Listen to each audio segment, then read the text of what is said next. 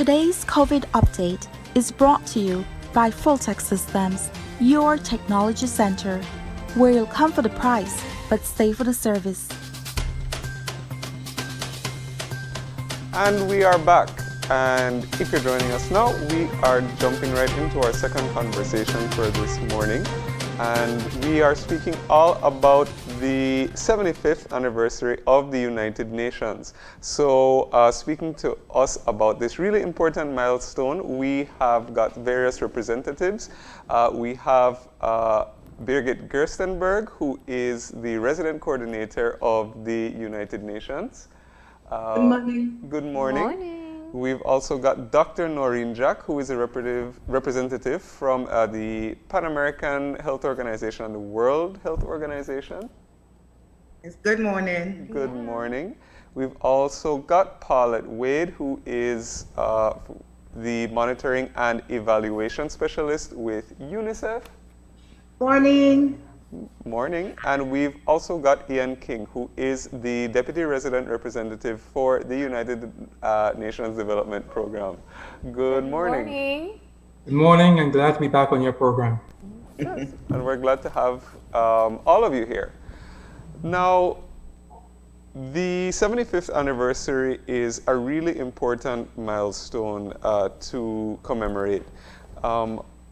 Why don't, Birgit, we can start with you and you can tell us a little bit about what passing this milestone means and a little bit of how we got to 75 years. Yes, good morning all together, and I'm happy to be here. The United Nations have been created by a group of 50 states in 1945 after the Second World War, when the world really was destroyed. And I think we don't have any more an imagination what that meant at this stage. In 75 years, we have achieved that we have rules through the United Nations Charter who set the tone for dialogue, for negotiating peace, for development, for international cooperation, friendly relationships among the country, human rights respect, democracy and rule of law as the norms for the international community. And I think we have achieved in these 75 years a lot of it. So we have today other challenges, and we still fight against poverty. We still have the challenge of having a peaceful world. We still look for good relationship at the international level, but we didn't have a world war, and we have an international community who is consciously working within the norms of the United Nations set by the United Nations Charter. We have over 60 human rights instruments which are signed and ratified by most of the states of the global community. And we have a world community much more conscious where we have to go. We have a global agenda, first time in our humanity history, where 193 states have signed onto an agenda for the sustainable development with 17 goals. So I think we have really achieved a lot. We can be proud of ourselves. And ourselves, I'm saying the world community, but we should not get too confident that that's all what we have to do. I think we have big challenges before us, especially when we look now at the current situation of the COVID-19 pandemic. Yeah. I will leave it here. Yeah. You know, I love what you said in terms of looking at the, it seems grandiose when you talk about the United Nations and a global agenda. And very often that leaves people in countries like Belize questioning, well, what does that mean for me? Each of you are representative of UN organizations locally, and I think that it's really important we understand what type of programs, how does a global agenda trickle down into actual programs or changes in the quality of life of people in countries like Belize? Let's start with UNDP. Thank you. Thanks for the question. In terms of what does that mean?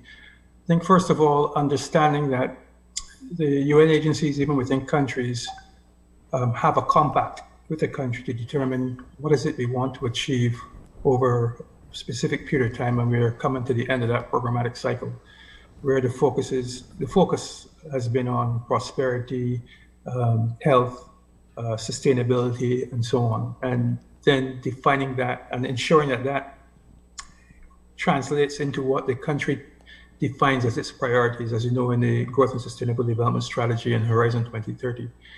In terms of now translating into programs, for us, as you know, UNDP really tries to ensure that when we define development, we're talking about human development. So some of the more traditional definitions of development speak to gross domestic product, also GDP and GDP per capita.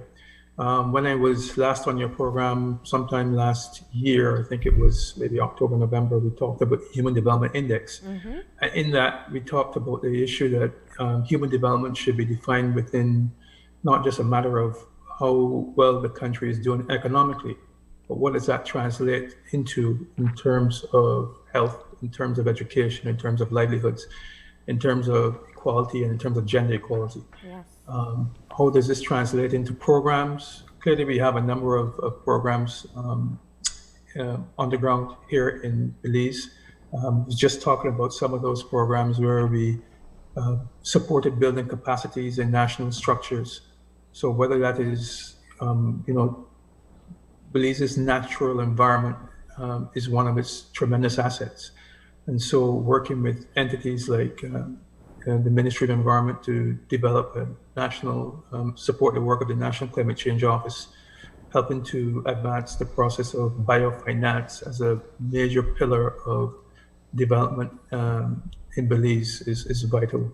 We would have worked on addressing issues like citizen security, supporting the work of the Belize Crime Observatory in improving the information that speaks to capturing issues of citizen security, including defining the gender characteristics of some of those.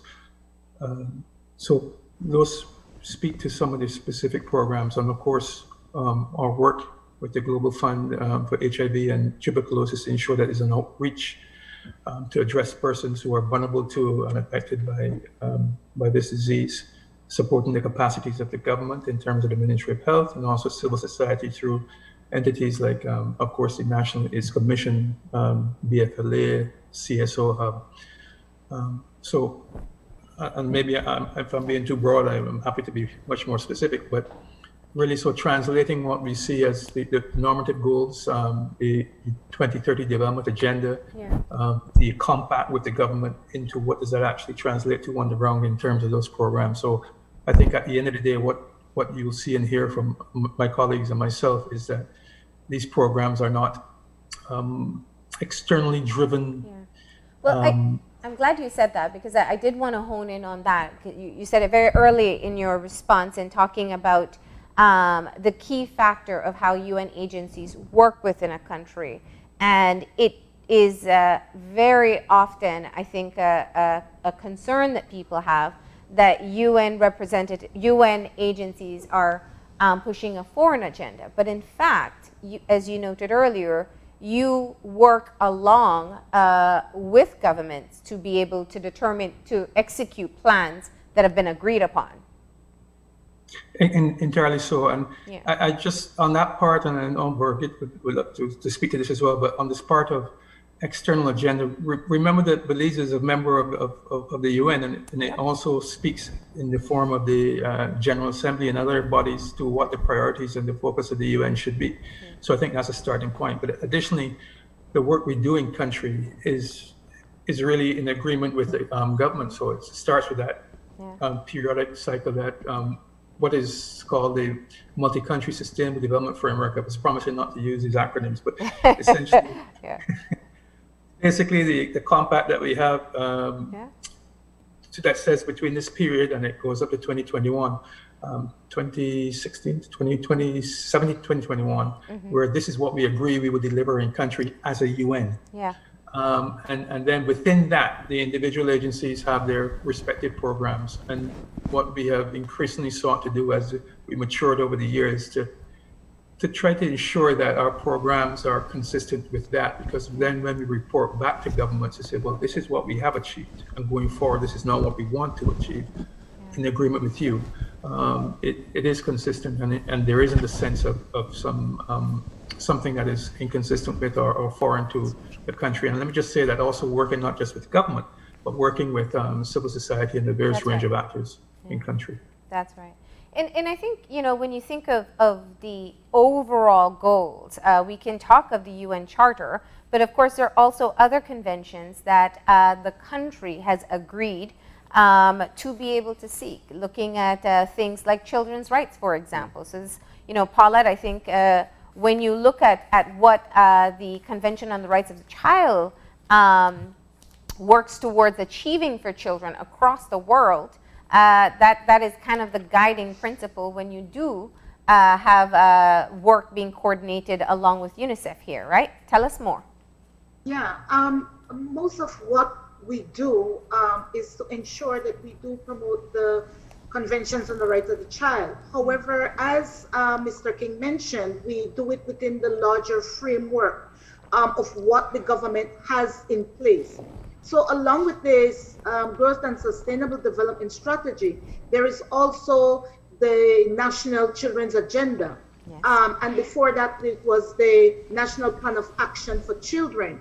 And so this gives us a concrete guideline as to what the government wants to achieve for children and how it is that we can support government in achieving these rights for children, be it education, be it in health, in child protection, adolescent participation. And so what the work that we have been doing, even though it's focused on children, it's in deep collaboration with other UN agencies. Take, for example, the sustainable and child-friendly municipalities. This is something that we have been doing with UNDP in the hope of building sustainable urban centers, which is goal 11 of the Sustainable Development Goals. And we have supported the government in looking at the plan for children, but then also aligning that with what the 9 municipalities have as their plan for children. So there is a direct vertical alignment, so to speak, between what is happening at local level and what we want to achieve at national level, and how does that transcend into the global agenda as it relates to the sustainable and development goals. So yes, it is ideal. There are different conventions, but as a UN, we try to ensure that those fit within the national framework and the national development strategies of the country. Yeah. Yes. And why don't we now turn to Dr. Jack, especially considering all that has happened this year. And of course, I'm making reference to the COVID-19 pandemic.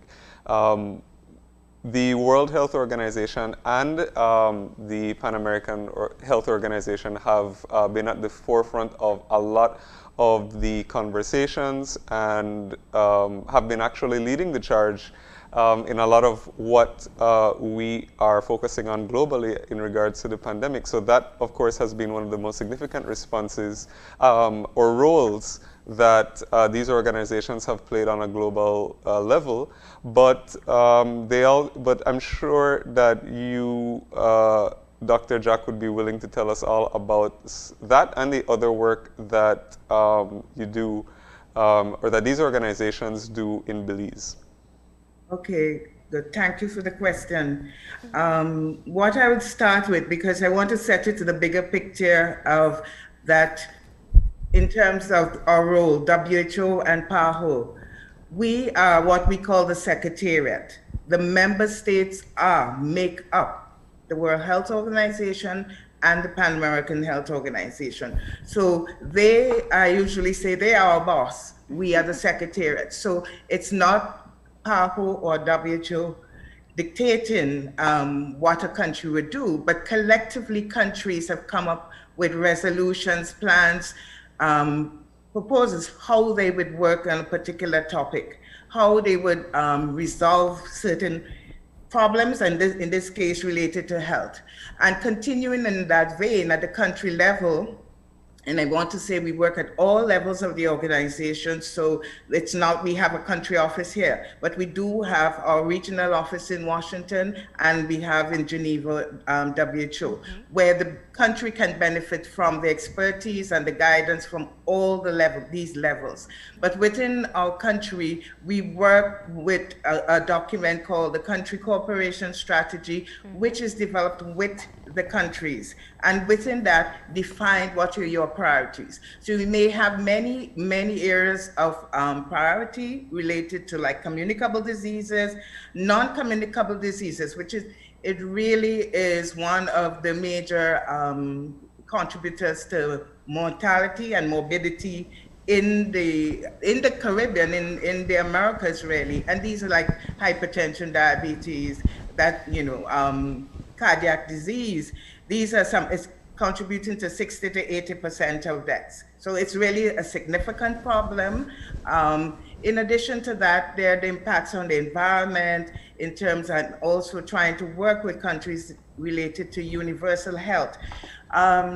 For people who need access to health, to get the services and the care they need without there being barriers either be costs that they cannot pay, or barriers that the geography, there's no access. They live in spaces that they cannot get access.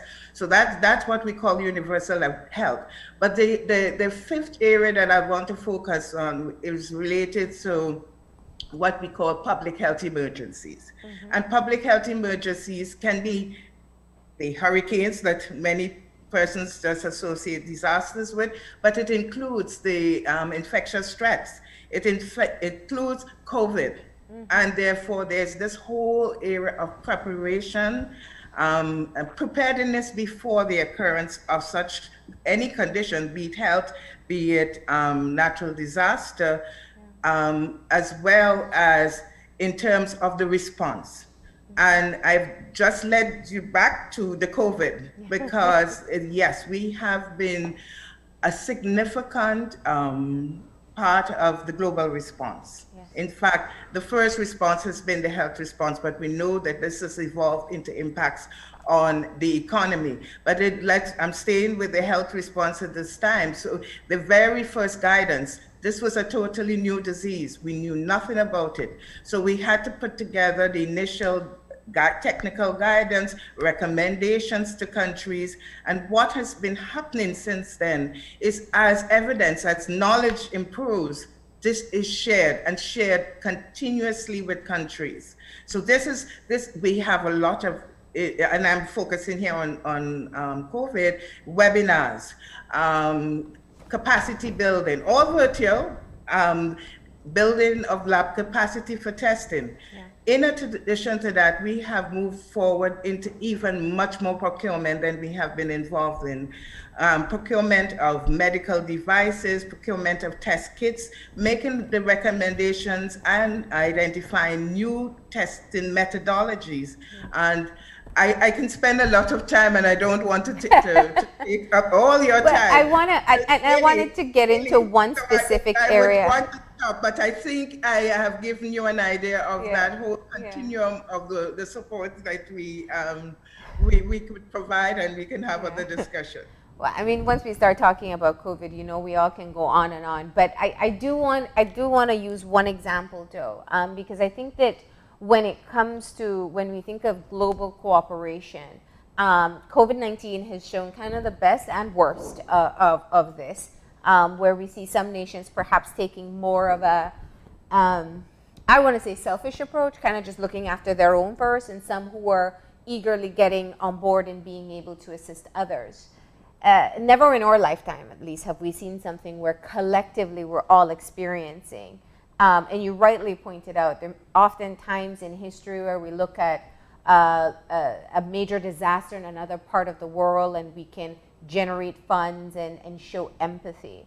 Talk to me about what is learned, and it doesn't have to just be in terms of the World Health Organization and PAHO, but what is this experience teaching all of us, including UN agencies, about global cooperation and some of the clear challenges and opportunities that exist? So what this has shown that none of us are safe, and I'm going to repeat that phrase, none of us are safe until all of us are safe. Mm-hmm. We are not going to get out of this pandemic until we work together. And so global solidarity is critical and important, and in all areas, in terms of the knowledge being gained and shared, mm-hmm. the development of therapeutics and vaccines, that there is equity in allocation and distribution, and in cooperation around what you mentioned before, things like the procurement, because we did suffer that some countries were keeping some of the things to themselves and other countries could not get. So I would say as PAHO and WHO, we did global procurement and distribution. We have, and this is continuing on to another aspect, which that's a whole different discussion, but it's related to the vaccine and the COVAX. The COVAX facility, yes. Yeah. But I would just want to say before I end and ask my colleagues to also respond, is that the solidarity is at all levels. The solidarity, yes, at the global level, but must occur in countries and communities in all levels. We have to cooperate as human beings together to get out of this pandemic. And if we don't, we will be prolonging the period in which this occurs. But I will stop. Let's get Bridget to weigh in on that, because I think you were right, and that was kind of where I was going with the question. The lesson goes beyond just the World Health Organization and the health emergency that we're facing. It kind of puts into perspective the organizations like United Nations, those that work in getting everyone on board together. So Bridget, let's hear your thoughts on that. Lessons we are learning about global cooperation through the pandemic. Yes, thank you. I think this is a very important question. And I think we have seen the good side and the less good side. We indeed need more coordination, more dialogue, and we need more solidarity. I think the Secretary General was very clear when he said, during the pandemic, there has to be ceasefires. We can't have armed conflicts in a pandemic. The United Nations also called to collaborate with countries which have less resources to confront the pandemic. And I have to see there was a great sign of solidarity. United Nations could pull together important funding for doing a redistribution of resources. Mm-hmm. For example, Belize got out of this pot $300,000 US, and the community of the United Nations agencies, funds and programs in Belize contributed through their programs another millions of dollars to support the government in the response to the pandemic. And so it happened in many other countries, especially there was a great wave of solidarity confronting the pandemic in Africa, where we know countries are more vulnerable and health systems are not so strong. So there was solidarity. And there are also global policy approaches which have been disseminated and have been discussed within the United Nations. The Secretary General published the 20 policy approaches on how to work in the pandemic on different themes, especially with populations most left behind, very vulnerable populations, managing also the matters of the economic sphere. So we have built a response plans all over the world in more than 130 countries on 5 pillars to start the recover phase after the strong lockdowns we had all over the world. So there's the pillar of health, the pillar of social protection, the pillar of decent work and socioeconomic advance, the macroeconomic support, and the resilience of communities. And the UN country teams, together with the governments, have developed these plans to confront the pandemic. So there was maybe not that visible to everybody in the country, and that's why I'm thankful that we can be here. There was a lot of things going on behind the scene, but also very publicly, which was made clearly articulated in the last General Assembly session, where all world leaders were there virtually. But in this session, there was also obviously told about the problems that we have.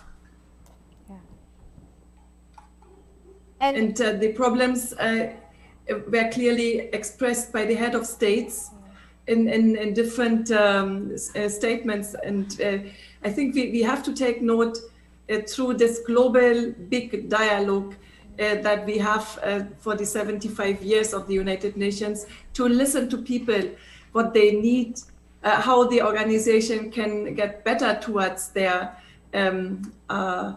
needs, and how we can better assist the states, but also how the states can better work together. And we have to be that organizations within the states and countries can do this. So I think the pandemic, on the one hand, exacerbates and makes more visible our problems, but on the other hand, it also shows that we can stand together. Thank you. And 75 years later, while it's a achievement that is worthwhile of a greater celebration, but it's also, I'd imagine, time to take stock. Because often we start a journey with one vision, but it changes along the way as we change, or environment changes, and the challenges change. So how does the United Nations grow along with with the shifting priorities across the globe? Yes. Should I speak? You can, or if someone else wants it, let's get Ian in. Let's get the male. Okay, thank you very much. Yeah. I think if you reflect, we are currently working towards the 2030 agenda, the SDGs. Yes. But recognize, before we had the SDGs, we had the MDGs, the Millennium Development Goals. And so I think at the global level, really looking at and defining what do we want to see in the world that we want is an important process. And I think, as we've been saying, all of us have been saying along, this is not a process that's done in some isolated rooms by some technocrats and bureaucrats, but this is really a global agenda, or global agendas are being set. And so you can imagine, as Birgit said, when the UN was first formed in the post-World War period, it was about reconstructing the global activities, countries, and so on, and moving towards realization of peace and development, and with perhaps a narrower group of countries defining what that may look like. And now almost 200 countries speaking to the issues of what we want to achieve in terms of our sense of development.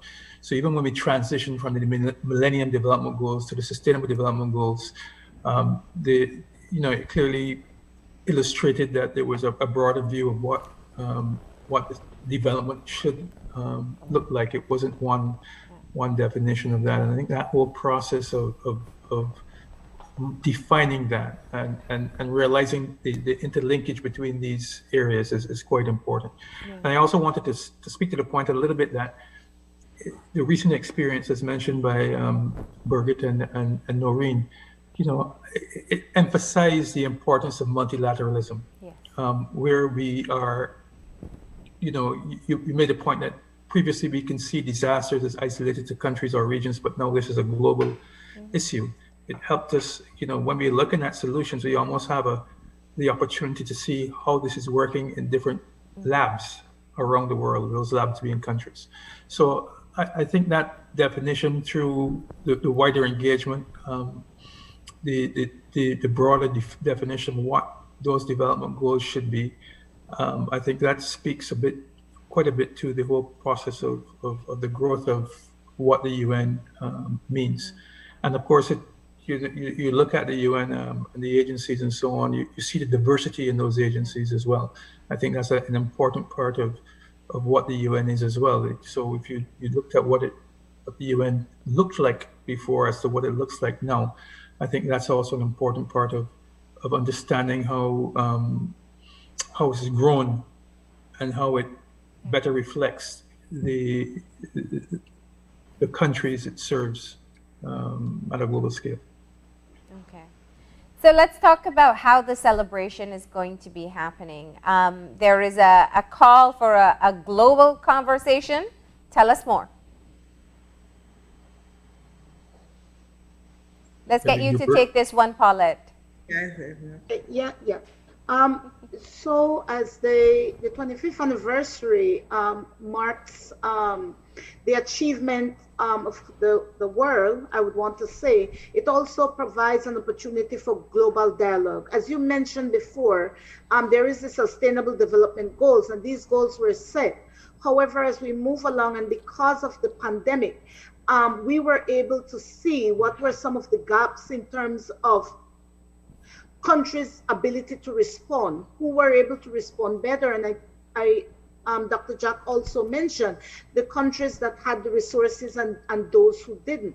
So while we saw the gap, this pandemic also provides an opportunity for us to build back better. I think that's what we want to emphasize through this celebration, this 75th anniversary celebration, is how do we build back better?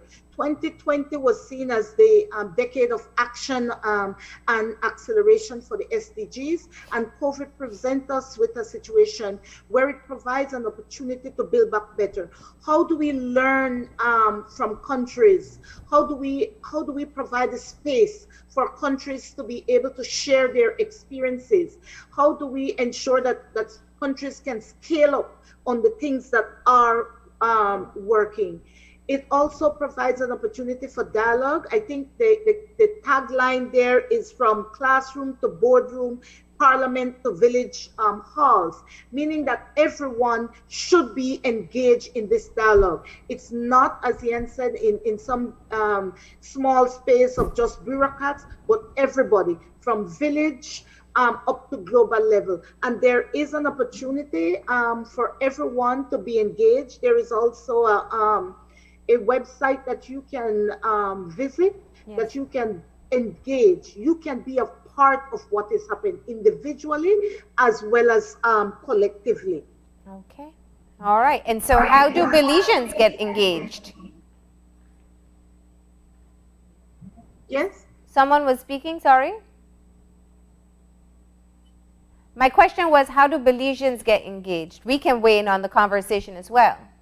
Okay, so maybe I can continue because I think I wanted to highlight something which may be part of it, related to your question. Mm-hmm.